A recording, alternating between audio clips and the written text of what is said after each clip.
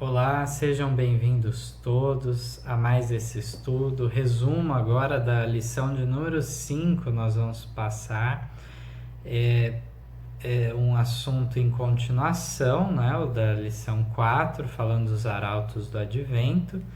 E nessa segunda parte temos mais ilustres homens usados por Deus do passado. Aqui temos inicialmente já Bengel, que viveu nos idos de 1687 a 1752, inclusive antes ainda do período de 1798, que era a partir dali que seria descerrado o selo, né, do livro de Daniel, e também então se multiplicaria o conhecimento das profecias e assim por diante, o início da mensagem do primeiro anjo. Ele, antes dessa época ainda, ele de maneira a preceder a todos estes, né? Ele então conseguiu entender muitos detalhes das profecias e ele então de fato fixou um tempo para o segundo advento que diferia muito pouco do que Guilherme Miller mais tarde falaria. Mas a influência dele se deu mesmo depois de sua morte, e isso que é o importante. Por isso que Ellen White traz essa figura de Benjamin, mesmo que fora de época, assim como nós temos aí João Batista, então vindo antes, já fazendo uma obra separada da igreja judaica, né, de preparação para o Messias.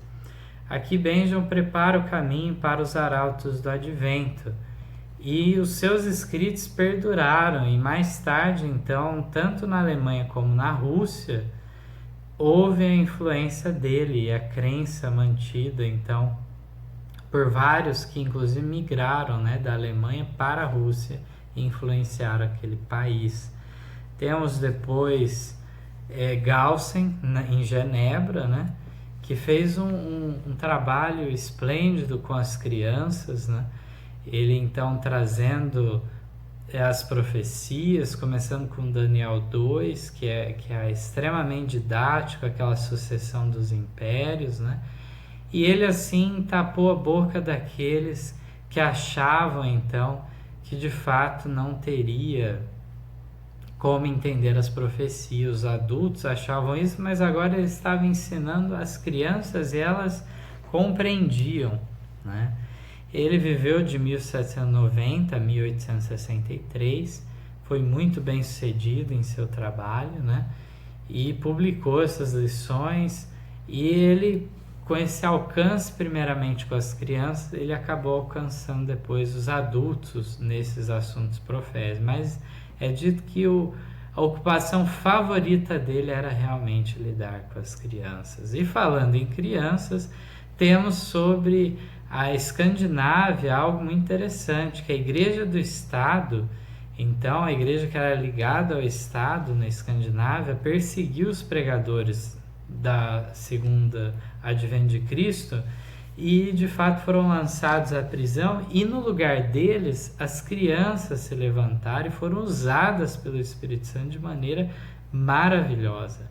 Aqui diz que tinha crianças até mesmo de 6 ou 8 anos de idade, que de ordinário tinham a sua inteligência da idade, né? E ainda que fossem obedientes aos pais, de fato não tinham nada extraordinário em termos de inteligência, mas de acordo com aquela idade. Mas usadas pelo Espírito Santo, declaravam a mensagem com autoridade, inclusive reprovando o pecado que havia entre as pessoas, o vício e assim por diante. Aqui, para não ficar dúvida alguma, né, no grande conflito 366, 367, é dito de fato qual que era a mensagem dessas crianças, para que ninguém venha dizer depois que elas não participaram da proclamação do primeiro anjo. Aqui no texto diz então que o tom da voz e as maneiras se transformavam dessas crianças, e com poder solene faziam advertência do juízo, empregando as próprias palavras das Escrituras: temei a Deus e dai-lhe glória, porque vinda é a hora do seu juízo. Então, a própria mensagem do primeiro anjo era declarada por elas. E aqui diz então que foi muito bem sucedido esse trabalho.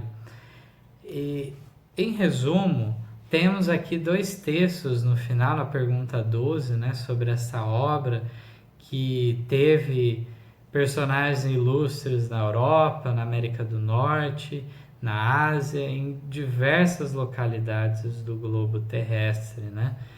É interessante que nós vamos agora, depois a partir da lição 6, estudar sobre Guilherme Miller, que foi de fato um destacado arauto do Advento. Mas não menosprezemos estes aqui de trás, que inclusive vieram antes de Guilherme Miller e fizeram um trabalho muito importante. E Guilherme Miller de fato foi aquele escolhido por Deus para levar a mensagem na América do Norte, né? E aqui, estando no livro do História Redenção 356, fala que por todas essas partes, várias pessoas ajudaram na proclamação do primeiro anjo. E temos aqui também de uma revista um texto interessante, escrito por Ellen White em 24 de janeiro de 1905, que diz que, graças aos labores de Guilherme Miller e muitos outros na América, de 700 ministros na Inglaterra, de Benji e outros na Alemanha, de Gauss e seus seguidores na França e na Suíça, de muitos ministros na Escandinávia, de um jesuíta converso na América do Sul e do Dr. José Wolff em muitos países orientais da África, a mensagem do Advento foi levada a vastas regiões do globo habitável. Aqui é um resumo desses arautos, e que possamos ter a nossa parte também hoje nessa grandiosa obra, ainda com mais luz.